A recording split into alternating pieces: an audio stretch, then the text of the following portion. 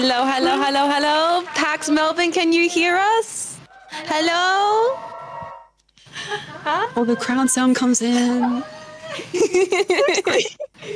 We want to give a big thank you to everybody for attending our panel today, both here in the convention audience and through the broadcast online.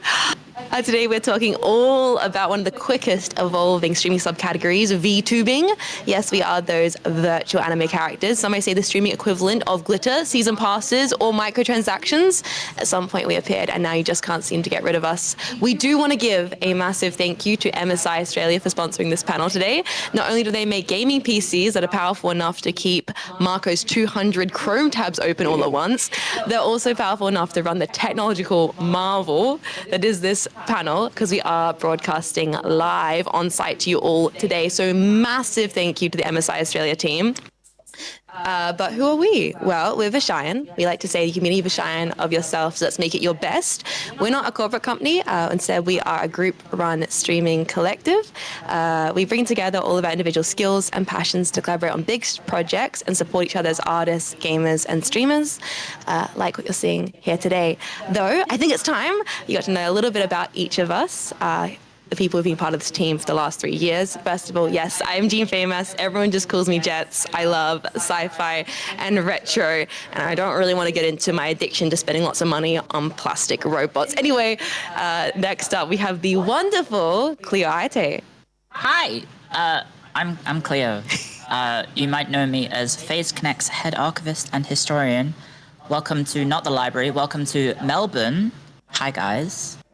And yeah, I like history, I like map games, I like moving little men on a map. And yeah, that's kind of all I do for 12 hours every day. Who's up next? I think next we have the amazing Hanya. Hi, my name is Hanya. Hana. That was the last thought. But I like to do art and singing. Vocal stuff is definitely my passion. I really, really enjoy live performance specifically. Lots of karaoke. And though my pink vibes definitely don't show it, I absolutely adore creepy, scary content. So if I'm not playing a scary game, I'm enjoying Balatro. And if I'm not gambling, I'm fishing, and that is definitely not gambling. You can't convince me. And then finally, we have the amazing Mako Fukusame. Mako. Hello. I'm Marco. I'm Australian. I like technology. Technology often does not like me. I often stream variety stuff on Twitch, and I usually yap for several hours before starting a game every time. And Mako, you actually have quite a funny VTuber origin story. Could you maybe talk to the amazing audience here about how you actually got started with VTubing? So yeah, it's a little bit of a unique one compared to some of the other stuff, because it was during COVID that I started, because I was working as a teacher. I was teaching at a university.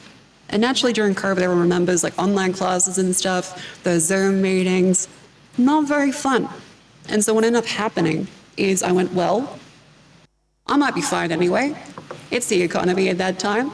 So I figured, let's try just something silly to see if it gets people talking. And I put on a little silly default VTube studio model during a class, and everyone suddenly started typing more than they kind of ever really did. And then I got encouraged to start streaming from then on. And yeah, like ever since then, I've just been still going, and people seem to like the silly things I say, so that's quite good. Yeah, I mean, Cleo, you also started streaming as a hobby outside of your full-time job as a history professor, but you actually kind of quickly found success in your niche. Why do you think VTubers stand out compared to like other people in the sea of gaming? I think people just like the novelty of it.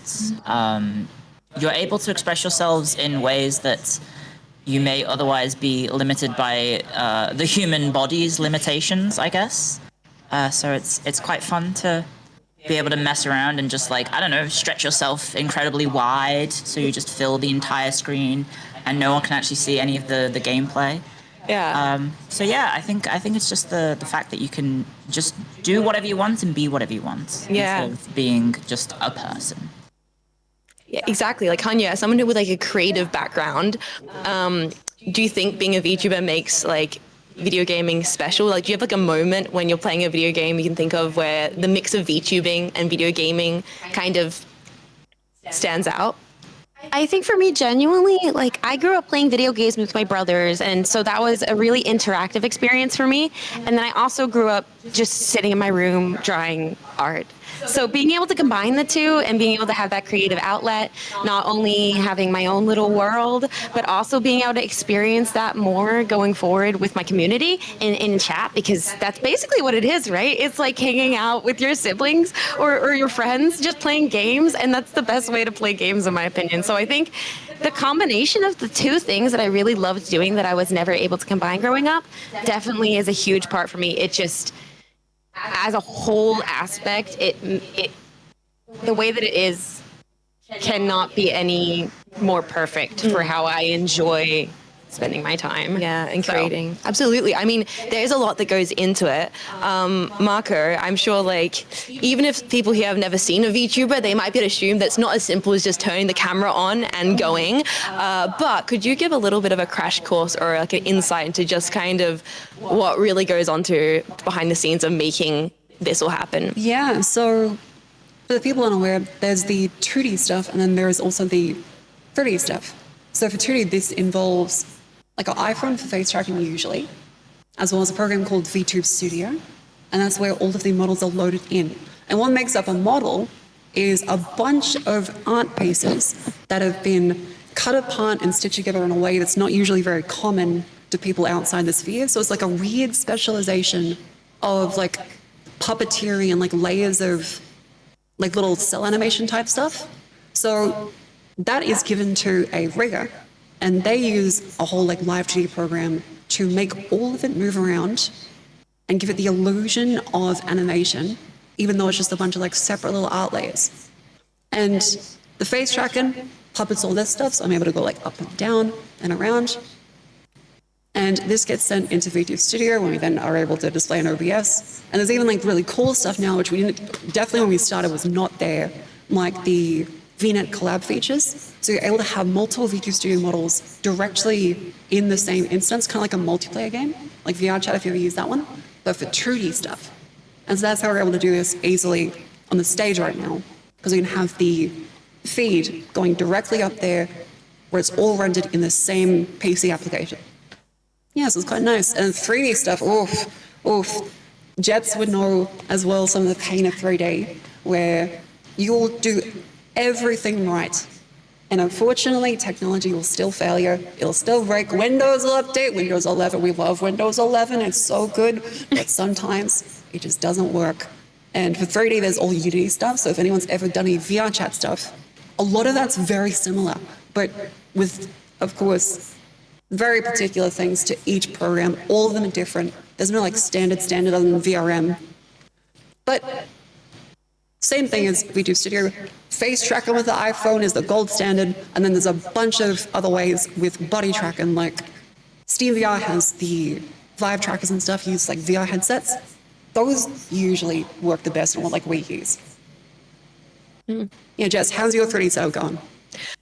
I mean, I'm not the one that has to, wrangle Unity and invent brand new pipelines just to make hair shading work. But I mean, talking about hair shading, it was your hair that was shaded, Cleo, in your new 3D. How have you enjoyed changing from live 2D to 3D? Do you find it's more creatively exciting? It's fun. It turns out having to worry about like a camera in a 3D space instead of a 2D space presents new opportunities for how do I say this, yabai moments. Yeah, I never had to worry about upscaling myself in 2D because that is physically impossible. So yeah, that was a fun little challenge. Yeah. But yeah, it's been fun to be able to break out of 2D, but also like step into 3D. But like I don't know, I like doing both. Yeah.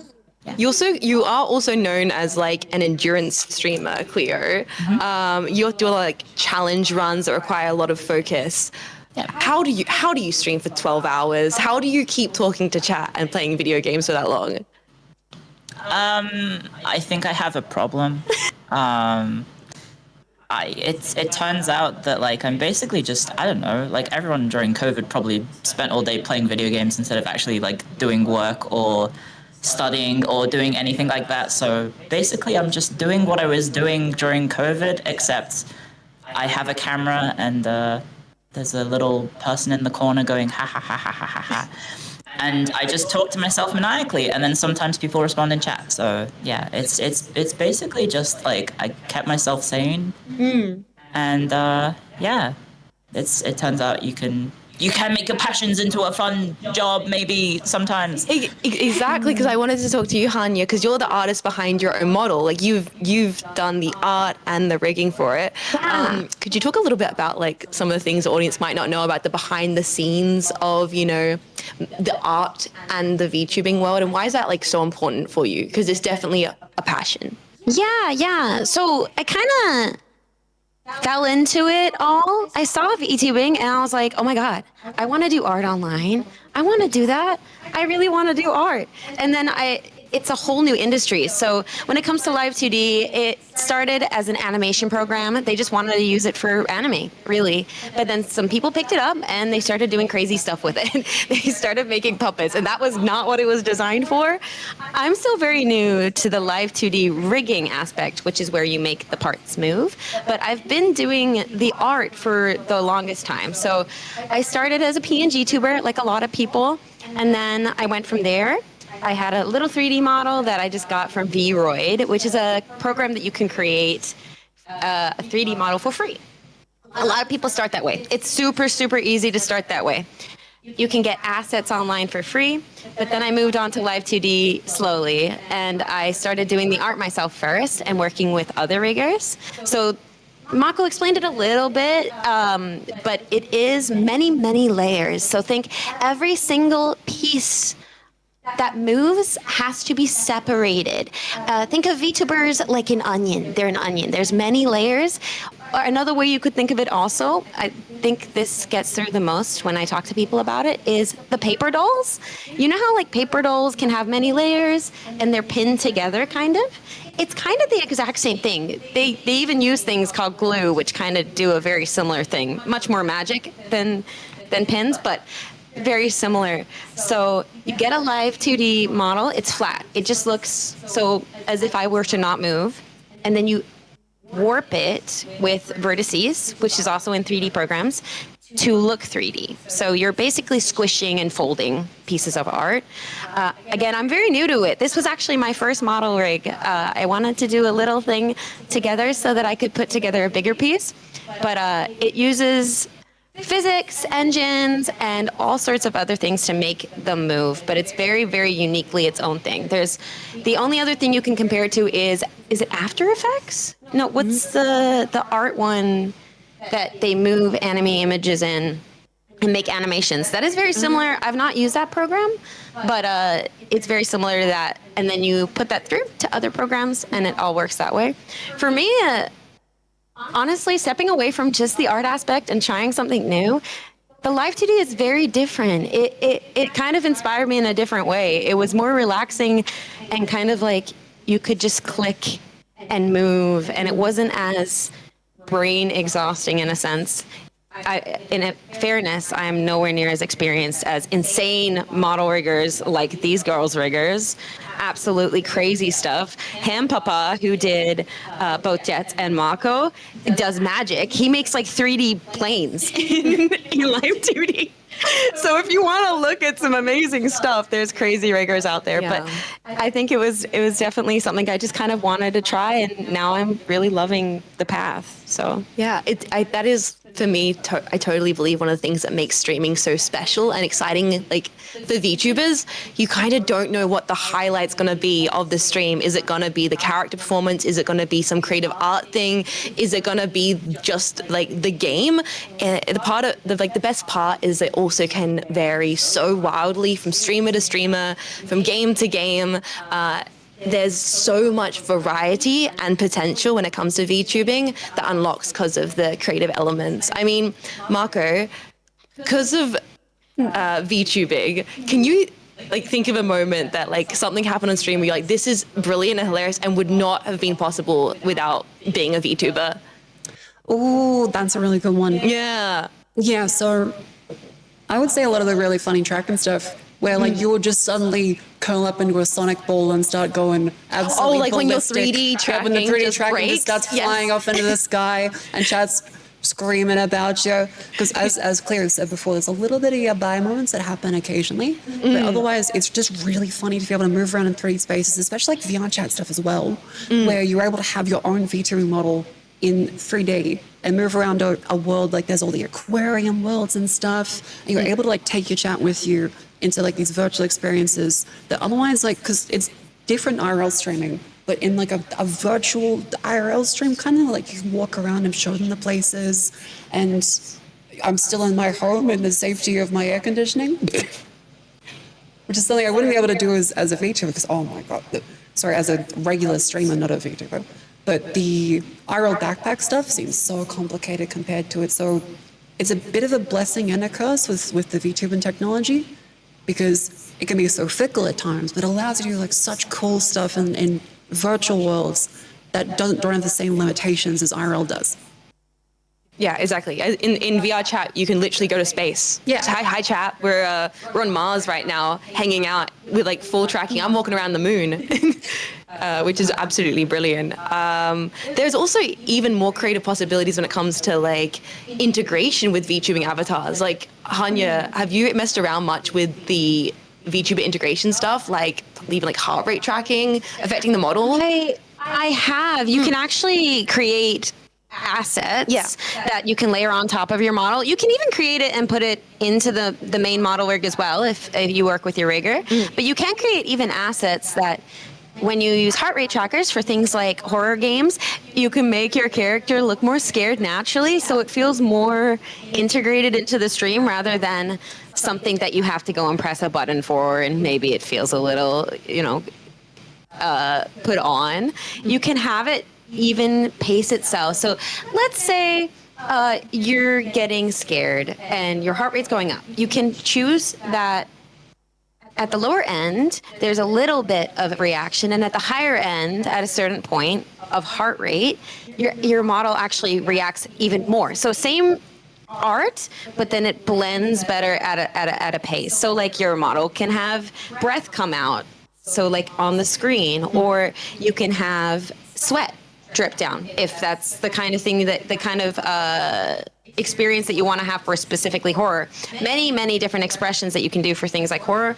I know there are definitely other ways that you can do it, but I've mostly played it with horror games. So you can do all sorts of things like that, definitely. And like even outside of live 2D, with things like 3D, you can have props throw you across the entire stream. You can have like a softball fly your 3D model around, and chat can interact with that in a way where I guess you get a Nerf gun out if you're an IRL streamer, but the potential really opens up with 3D and live 2D possibility. Yeah, and speaking of our sponsor, MSI as well, like you can integrate it with your world as well, which is something you can't really do as easily with like a full stream room like you can with your 3D one. Yeah, there is this entire universe of possibility. I mean, there's an entire universe when it comes to VTubing. It ranges from the creativity from live 2D to 3D, but it also ranges in a world of indie and corporate. Cleo, you began as an independent streamer, but you're actually now technically a corporate VTuber. For those that don't really know us, Cleo debuted early this year as part of the company Face Connect's third Invader Gen. Cleo, could you share about the diversity of the different spaces in VTubing? Oh yeah, sure. So I think most people's introduction to VTubing was probably HoloLive or maybe Nijisanji. Can we get a hands up in chat? Was HoloLive or Nijisanji your first interaction with VTubers? Yeah. So you're probably used to seeing like people like Kiz and I or the other sort of company-based VTubing like that.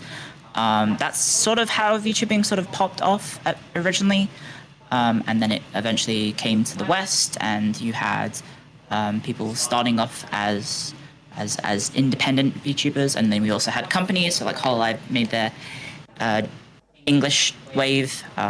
So you've got like a pretty wide array of VTubing because, well, it was I guess around 2020 was the big explosion of VTubing. So I'm in a company called Phase Connect. It's a Canadian coffee company that also masquerades as a VTuber company. You can go to shop.phase-connect.com. That's shop.phase-connect.com. If you would like to get some novelty coffee with a VTuber's face on it. Make sure you use a including French press. mine. Yeah. So there's the companies, there's indies, and you don't need to be in a big company. Like you do not need to be in a big company to make it in VTubing. But there's definitely avenues if you want to become a corporate VTuber. There's certainly lots of different companies out there. Over the years, we've seen sort of like a consolidation, I suppose, of the industry as companies rise and fall. But if you keep cheering for your Oshi, hopefully she can keep shining on stage. Yeah. I mean, me and the rest of our team are indie streamers. However, I feel like we have to say that we can't really consider ourselves to be entirely independent because of our group Vershion. It gives us a lot of full creative freedom, but it also it allows for this valuable support that's given by having a network of fellow creators to kind of lean on and collaborate with on project opportunities like what you see like today.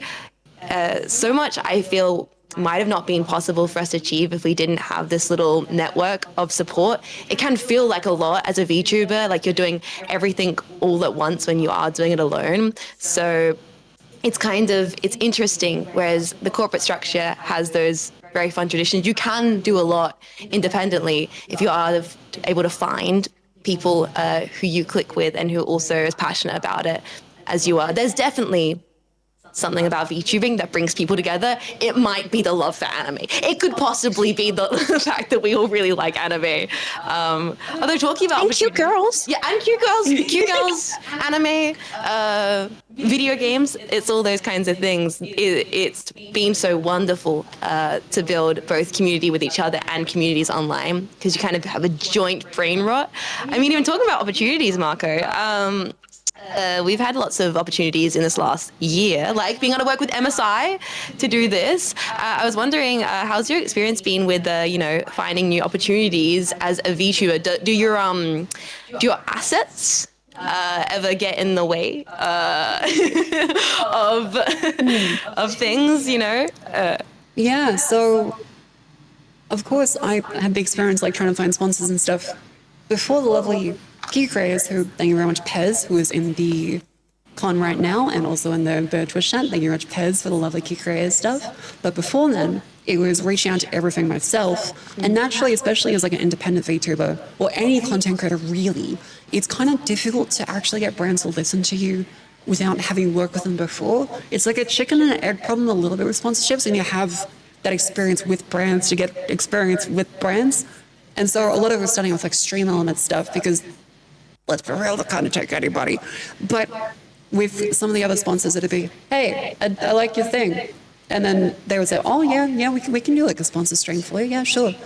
And then there would be other stuff where, of course, would never say any names of anything, but there is a little bit of a perception of VTubers because of naturally the anime look and how everything, is a little different to IRL. There's a little bit of hesitancy to reach out to VTubers sometimes because like, oh, are they really going to be all right to do like a sponsored thing? Are they going to be okay on stream with it? Are people gonna interact with this positively? But yeah, part of what Kikos is doing really great has been like breaking the ice and saying, like, yeah, we can actually be normal despite the numerous VTuber, we all have like headaches sometimes. We wake up in the pajamas and we start stream tired in the morning. But otherwise, we can be pretty normal and functional other times. Like Jets, how's your experience with the sponsorship stuff been? Oh, I mean, it's been a lot of fun. I mean, I know that like for the people here in the crowd or watching online, maybe corporates and collabs and sponsorships aren't the first thing you really consider or need to consider when thinking about VTubing. And maybe we should bring it back to the beginning a little bit. Hanya, I was wondering, this is a big question, but like, what would you say to someone who's here today who's like seen us yapping and goes like, I want to try VTubing, beyond all the big old corporate sponsorship world, just find that foundationally? Genuinely though, I mean, just do it. And I know everyone says that. I know it's the classic answer, but legitimately the only reason we're here is because we genuinely love it to the point that none of the other stuff matters. We'd still be here, right? Like I feel like I could say that for all of us. Even if you don't have anything, you don't have a design, you don't have a thought, sometimes just starting gets the wheel rolling, the wheel rolling, and then you kind of can that's what happened for me. I mean, I just wanted to stream art. I thought that I just have a character on screen. I wasn't trying to do the whole lore thing. I wasn't doing any of that. That's why I'm Hanya Hana. It's a joke because I had no name. Like I had no idea what I wanted to do, but it came to me. And now feel like I have created this whole world that I am so passionate about that even though I started Rocky, unlike a lot of people, some people start with everything and that's okay too. I feel like it makes me want to do it more and more every day. So if you're scared, just get on the mic, hit the go live. It doesn't matter. Talk to yourself in the mirror. Oh my God. Genuinely, talk to yourself in the mirror. That's a good way to start learning how to just talk out loud. Talk to yourself while you're making coffee. Do it at any point. So at a certain point, you will find that confidence. But if you want to try it, the only way you can is do. And if you want some actual advice, there's a place called Booth, BOOTH. Is it .com? It might be. PM. You'll find it if you search Booth VTuber. You can get free assets. You can get free models. They're pretty plain, but you can customize them. And there's so many more custom ones that are coming out day in, day out.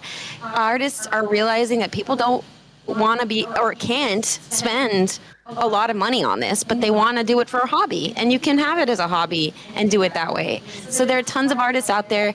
Get on Twitter, get on Instagram, all of those places. Literally Google VTuber. It will come up for you now. It is so good how big the community has become around this that just anyone can pick it up and start now. There are whole entire worlds that we don't even know about in the VTubing sphere that are so different from how it started. So there's never been a better time than right now to just pick it up and try it out. And I think that might be a really good way to segue into saying we also want to hear from the audience. If you guys have any questions, we'd love the opportunity to actually open up the panel a little bit and chat to you guys, if that's possible.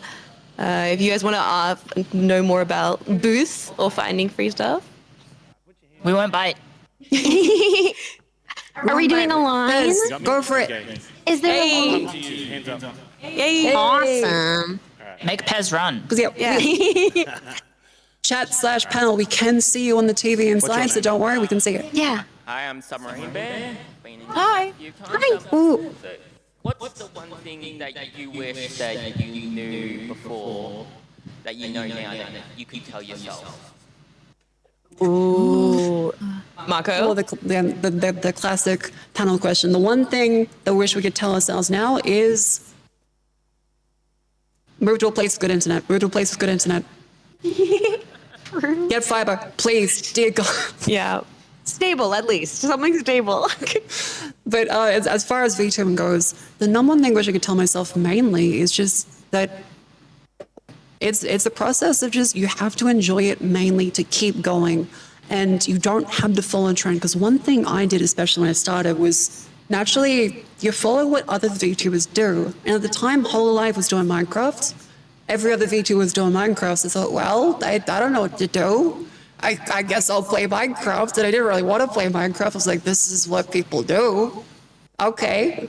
And then I would come in and people like, hello, can I join your Minecraft server? I'm like, I don't know how to do that, but welcome in. Hello.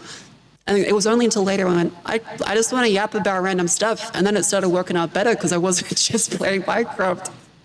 So yeah, do what you want to do and find what people want to watch that you also enjoy. It's like a mix of the two is very important. Also, don't take yourself seriously. Or don't take yourself too seriously. Answer. Up the, you had your hand up first. I'll come to you. We're all clowns on the internet. Yeah. We're all jesters. Punk. Nothing is serious enough that you can't just be enjoying yourself. Hello. Oh.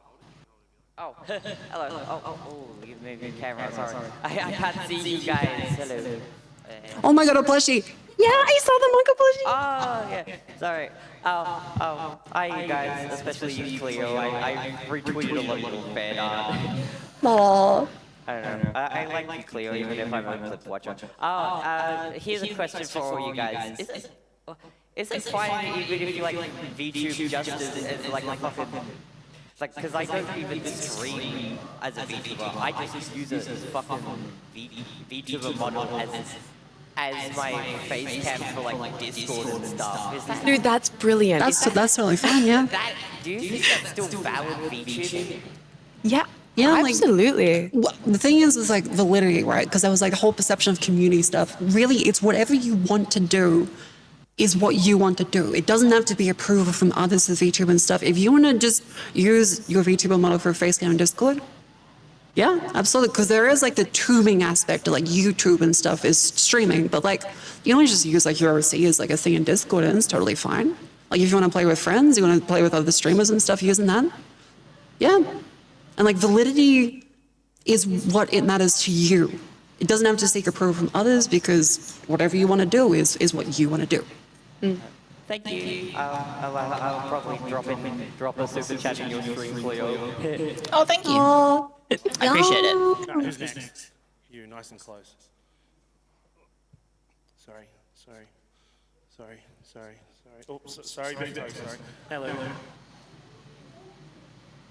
Hi there. I have a bit of a silly question, if you'll indulge me, but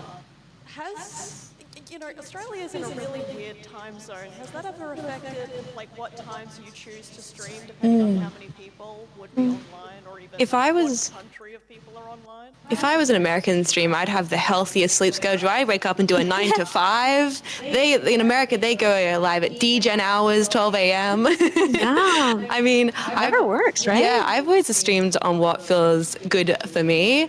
I think we all have quite different stream schedules. Like I did morning to night because I like to wake up, my coffee, and have a chat, start the day off. I feel like that puts me in the best mental position to have the best time. But it's really.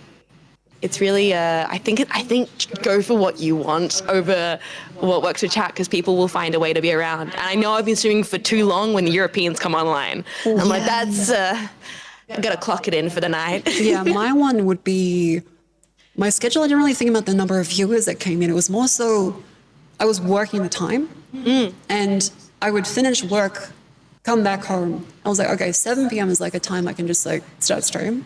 Yeah. And then I would go as late as possible. Sometimes I can't get up to 3 or 4 hours. Sometimes I go to like 2 a.m.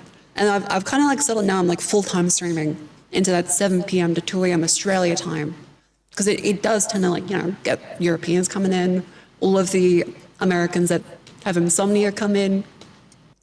So it's quite a good time for me personally. How about you, Cleo and Hania?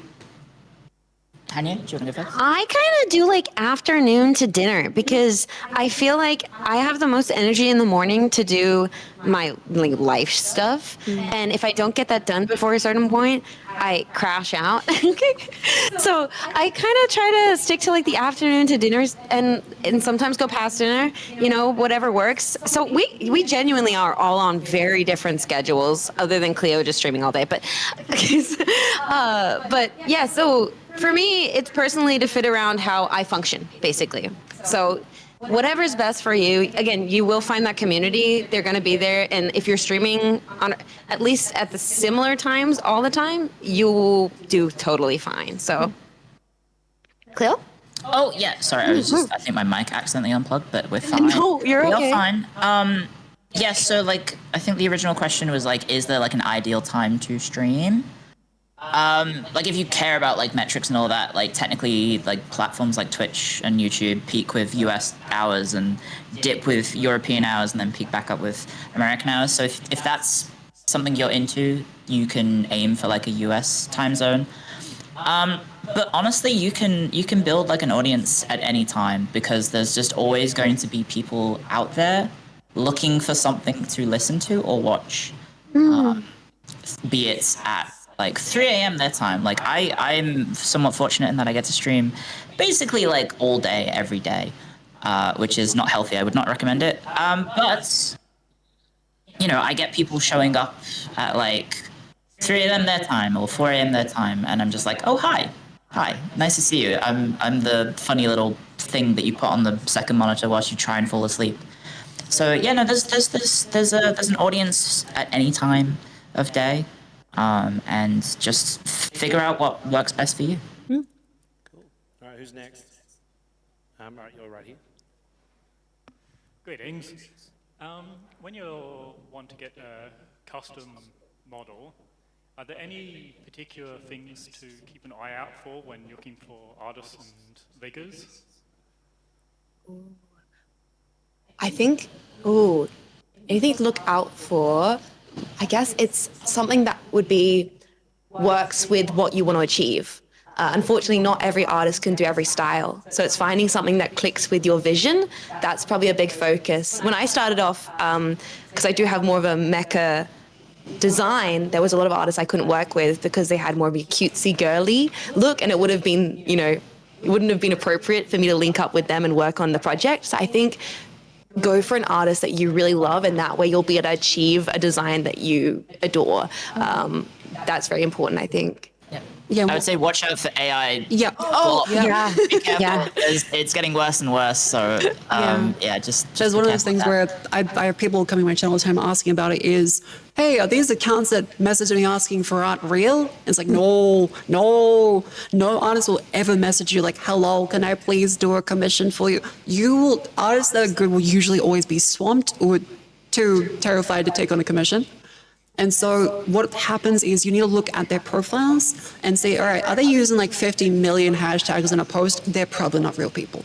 If they have if you follow a bunch of VTubers and you notice that VTubers follow that account, that's generally a good sign that they're probably a real one. If you see an account that has completely dead activity and they repost tons of just different art styles and stuff, those are usually the scammer bots that they'll be like, hello, yes, I can take your commission, please pay fully up front. And then they just never message you back. Look for ones that have work examples and people that follow them that you know. Almost all VTubers also post on their profiles who they work with. Yeah. So you're easily able to at least click through people's accounts, find styles you like, and you can put together mood boards. Genuinely, find pieces, the artists you maybe want to work with, those that you like, and then put them together with your ideas. Every artist is going to love you coming to them with tons of information. Yeah. So even if you draw something yourself, even if it's scuffed, it doesn't matter because the artist likes that, genuinely. It helps them do their job, and they just want to be able to produce the best thing for you anyway.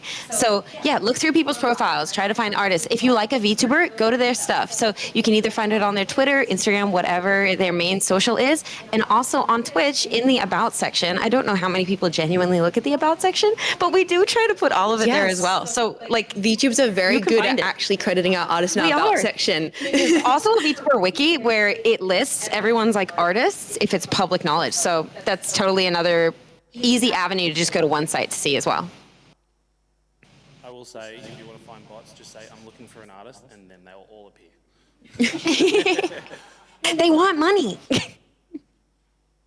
Okay, we got a question over the end, and I'll get to you in the middle. Yeah, so this question's for beginners. In terms of tracking, what would you say is decent to start with, in terms of cameras and things? Marco? Oh, yeah. So the gold standard still pretty much is for absolute ease of use an iPhone.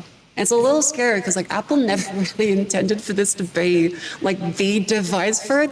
Because if you remember the Tim Cook walking out on stage of the Apple presentation, it was like, hello, here's me emoji. You can make your elephant conform to your face. And then they announced the Face ID stuff with the iPhone X. So it's a bit scary, but the main one is still an iPhone. So anything from the iPhone 11 or 12 upwards, people wouldn't recommend the 10 anymore just because it's an older one. You want to get a more recent iPhone if possible. A second-hand one's totally fine as long as the Face ID sensor is a legitimate one and works properly. For cameras, webcam tracking does work, and apparently it's gotten a lot better recently, especially the NVIDIA stuff. But I always say that it's a little easier to have an iPhone separately because that way you're not connecting a camera pointed directly at your face to your PC that you might be streaming from. And although it's usually going to be fine, there have been times where multiple people I've known have accidentally had a camera pointed at them to show up in OBS on accident, because no one is perfect. But especially if you're starting out, you don't want to have to worry about like, oh no, what if I accidentally show my face? Because you're already so worried about streaming in the first place. So an iPhone is still, for me, what I would recommend to most people, just to get rid of any worries about that and any worries about their tracking not being good enough. Yeah. I used the webcam for like the first year. Like it's not the best, but you can totally get by with a webcam. And it was like $200. So Absolutely. I mean, if you like, don't want to break the bank, like that's a Yeah, like any Logitech one option. technically works fine. NVIDIA has their tracking as well. Yeah. Now, so every year it becomes more and more accessible to have a flexible variety of options to get into VTubing, and a lot of the software we use is open source and free. So experiment actually. If you have even a low level gaming laptop, there's a lot of experimentation you can do with just trying things out that will work best for you. All right, I got someone in the middle here. This is going to be a team effort. All right, can you pass it? Hi, with approaching agencies, are there any particular red flags or green flags to look out for in Ooh. those circumstances? That's an amazing question. Cleo, do you want to talk about that? The agencies? Yeah. Oh, okay. Main thing would be you need to look at what the company is offering you in terms of the services that they're providing and the splits that they're asking for, because sometimes companies are very they try and present themselves as so selfless, and they're like, oh, we'll support you and only take like 10%, or we won't take any money, and then it turns out that like those business models don't last, and those companies have spectacular explosions in the summer of 2025, but I'm not going to name names. It turns out that when it comes to VTubing and being in a company, it's a business, and business needs revenue. And you need to make revenue. You either are a merch producing super machine, or you are agreeing to share revenue via like income from super chat streams, etc., etc. So yeah, one of the things would just be, if you do get a contract, hire a lawyer. Please hire a lawyer. Don't just sign things. Please do not sign things without having a lawyer. Please, please, please, please. And then also, yes, make sure you know what they're offering, what they are asking for, because a lot of these companies, unfortunately, do sometimes maybe promise the world to a lot of young, naive people who want to make it big in VTubing, and unfortunately, not all of them work out. So yeah, just be careful with contracts, because you don't want to sign your life away. and look at what they're doing with other talents. It's like genuinely the whole team, right? So like if there's something specifically you want to do, like say you want to be an idol, make sure that company is offering that specifically to their talents, and you can see the work that's actually coming out of that company. Because if they're not offering that, that may not be something they like to do very often, which means you'll not be offered it as opportunities. So All right, any more? We've got a bit more time. Oh my God, more questions. Okay, I think you were first. Yeah, keep making Pez walk. Get those steps in. My name's Kaza. Some might know me. I'm just going to ask, is there any tools you guys might recommend for augmenting being able to stream? Ooh. I love my Stream Deck, man. I like hitting those funny toggles. Throw me across the room. It's great. Yeah, exactly. Steam Deck's amazing. That's definitely fun. Not essential, but a good bonus. How about you guys? I really like my audio board, that they call it audio, because it's got inbuilt reverberation and inbuilt sound settings and things that I can directly hear, and they don't just come through to the PC and I can't hear what it does. So if you're the kind of person who likes using sound effects, make sure that, you can even use it through Steam Decks, I believe. You can set up sound toggles on Steam Deck. But there are also some really good boards for audio gear, because, people have been doing live music for forever. It's kind of a very similar thing with the audio. So if that's something that you enjoy, that's what I like. Marco, you're gonna be like, it's my NAS I had to set up. Like, All right, so I collect like a bunch of just random tech gubbins over time. But monitor stands on top of like a standing desk is honestly one of my oh nicest my ones. gosh, hold up. Yeah, you're Because right. You're right. especially during long hours. Take care of yourself. Please stand. Please stretch. Please, dear God, stretch. And so having a standing desk makes it a lot easier to like get up and move and make sure that you don't, get a blood clot in your legs from sitting down all day gaming and not stretching. So I genuinely, having like a standing desk that is stable and is able to like hold up a whole bunch of my monitors and computer stuff, that it's big enough to like stretch out my keyboard and mouse on. Really, really nice. They're a little expensive on the expensive side, but there's like a bunch of different brands that do them. Every hardware store has like a standing desk thing now. I would say that's one of my like unconventional because it doesn't really plug into your PC, but like as far as part of the setup goes, I really value, because coming from like office background and teaching background, ergonomics is probably the best thing you can buy for a stream. Once you have the basic of my PC can turn on, I have a phone for tracking. Ergonomics to make sure you don't like injure your wrists. Like I use like an ergonomic mouse, like there's the MX Master 3 one. I think they even just came out the new one recently. Doing wrist exercises with that as well. Making sure you have a good like ergonomic office chair as well so that your back doesn't get completely messed up. Not a gamer chair. Not a gamer, do not. Get an office chair, like a real office chair. We love all of the lovely gaming brands. However, for the specific instance of not gaming for like a couple hours at a time in a bucket seat, any office chair will save your back way better. Please get an actual ergonomic chair. Like you can buy good ones for a fraction of the price of like the fancy looking gamer ones. Please get a good chair. I've got a question, just because you've actually turned me into a VTuber, thanks for that. Do you find yourselves moving around, wobbling in front of the camera more than you normally would, just to get the model moving? Oh yeah, you have to move. Yep. Yeah, Yep, it's puppeting. It's puppeteering. Yeah. All right, next question. Okay, hello. Long-time chatter, first-time questioner, clown really. You all have very different personal philosophies on scheduling. How important or what's the pros and cons of scheduling with VTubing and streaming in general, do you think? I need my schedule because I feel like it gaslights me into going live. I said I'm gonna be there. I gotta hit that button. Like that was really so valuable to me. It made me commit, and now I can't do without it. If I don't, if I didn't have that, hey, I'm gonna be here playing, Silent Hill at 9 a.m. on the morning, I think a part of the little worm in my brain would be like, okay, I could wait 2 more minutes, 3 more minutes. But for me, schedule keeps me honest.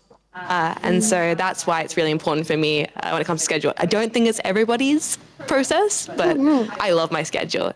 It means I know when to get my coffee, fill up my water bottle and go live. How about you guys? Yeah, I mean, mine's kind of rough because I definitely have used schedules in the past. I do go live at the same time pretty much constantly unless something gets in the way. But my thing is I find it really hard to always play the game that I wrote at the start of the week. Like, how do I know if I'm going to be obsessed with the game that day? I think that's the hardest part for me is I want to do scheduling more strictly, but then just writing gaming can be hard. What if I want to draw? What if I want to sing? Meanwhile, I have to be like, is the CRT plugged in? I need to know. Yeah. Then that's more gear. We're at the 10-minute mark, so we've got one more question, and then we'll get close to wrapping up. If that's cool with you guys? Yeah. Okay, cool. We got a question in the middle. Sorry, we have seen you there.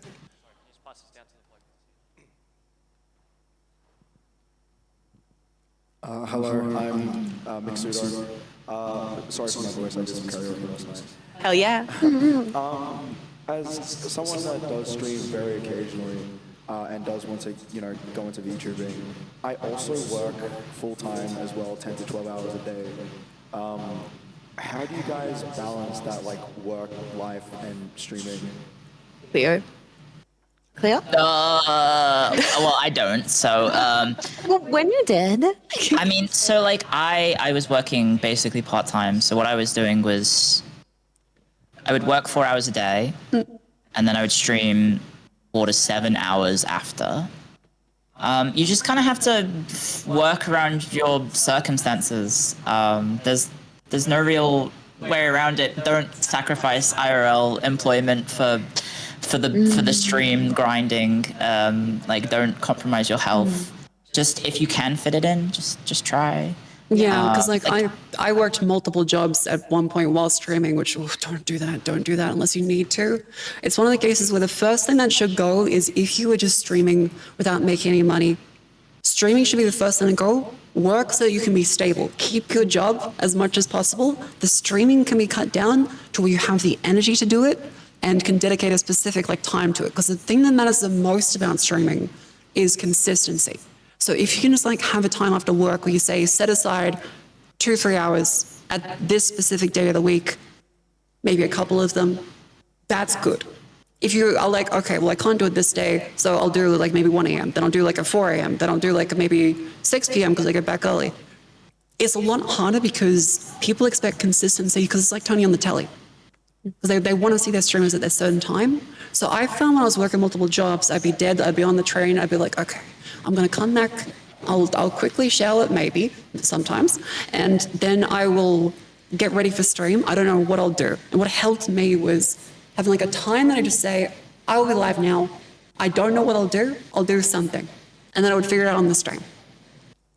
Obviously, everyone else is different in that aspect, but I'm to just yap for it. Work around your work schedule and prioritize making money so you live comfortably. Mm-hmm. Is that all the questions? So we have any rapid fire questions? Really quick. We got Go. Because then we have a special thing to show as well. Go. Okay, We have an announcement. This one's specifically for Cleo. What's your Cleo? favorite spreadsheet game? Europe Universalis 4.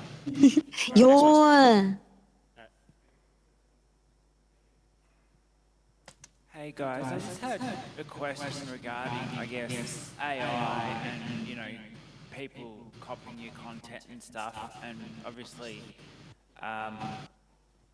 it's a lot easier to, I guess, mimic a VTuber than it is a real-life streamer, because you can obviously, you have to disguise yourself as a human being, but as a VTuber, you can get someone's basically identity. Do you guys ever have any problems with that? And if so, what do you do to, I guess, counter it or cut it out?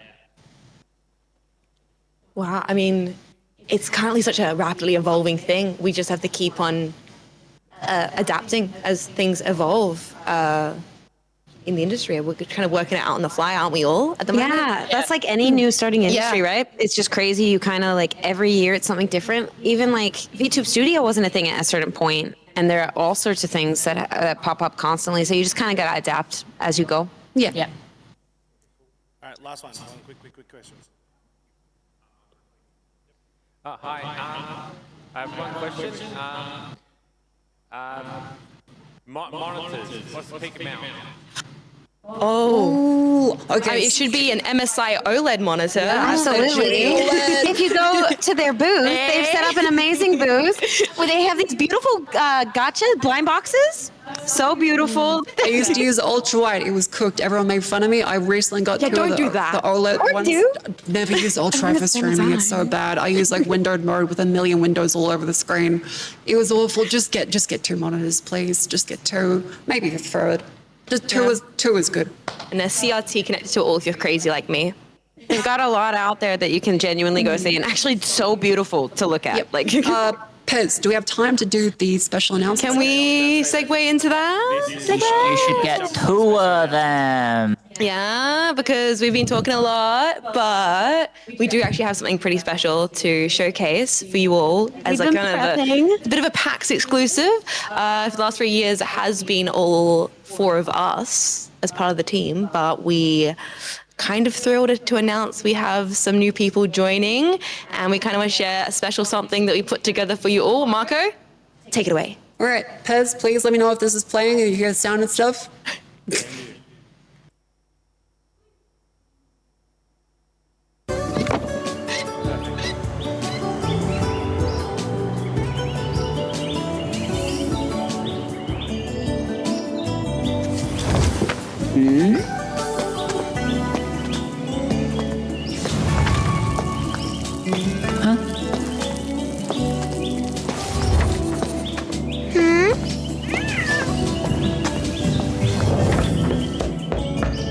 Huh? Who could that be? Yozo and Vivi? Hi! Everyone, come quick! We have new neighbors! Everybody needs good neighbors. Just a friendly wave is running. Helps to make a better day. Neighbors need to get to know each other. Next door is only a footstep away. Neighbors, everybody needs good neighbors. With a little understanding, you can find the perfect blend. Neighbors should be there for one another. That's when good neighbors become good friends.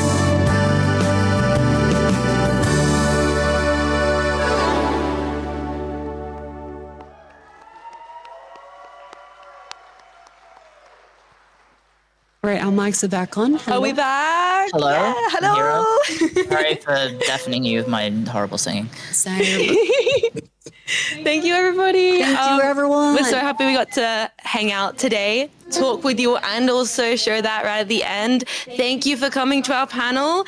You can, of course, follow Vershion or each of us online, or you could head over to the MSI booth maybe later today and give some love to the amazing team who helped us put this all together. Thank you very much, MSI. Thank you. Thank you. We hope you have an amazing PAX weekend. And maybe this even inspired you to check out a VTuber, try out VTubing.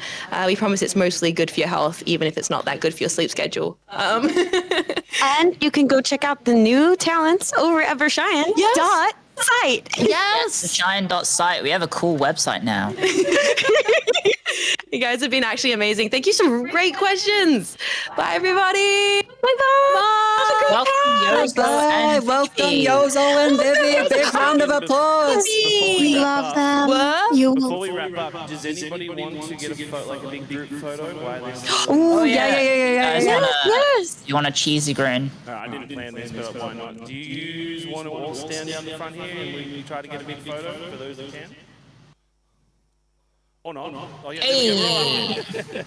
Hey. Don't worry, we don't bite. We do not bite. Go. Oh, this is Good team. exciting. Oh my god.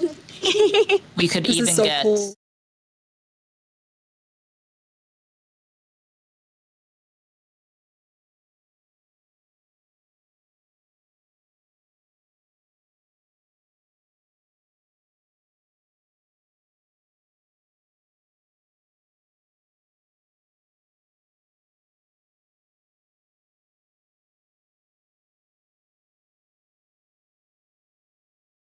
boys. Are we even? Oh, can they hear us? The Lobavini. Can you guys hear us? Yeah. Yes.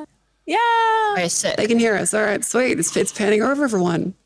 All right. Oh my god. Now everybody ready? Yes. Everybody yell neighbors. Neighbors. Awesome. Thank you, everybody. Thank you, everybody. Have an amazing guys. Have a great PAX. Thank you very much for coming. Definitely check out the MSI panel. Check out MSI. Yeah, They're go to wonderful MSI. sponsors. They're so good. Shine.site. Goodbye. Yeah.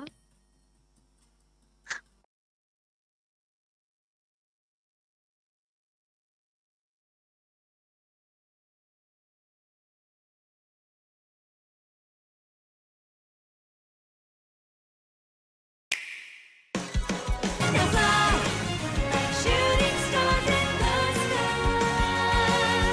You are horizon bound, meant to be weightless and free.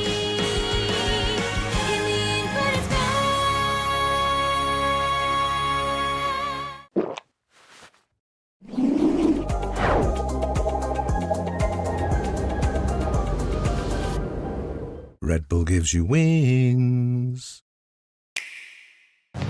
When night falls over Lumio City, the battles begin. Fight your way to the top in a city-wide battle royale. Take on rogue Pokemon threatening Lumio City and use powerful Mega Evolution to claim victory. Pokemon Legends CA, available 16th October.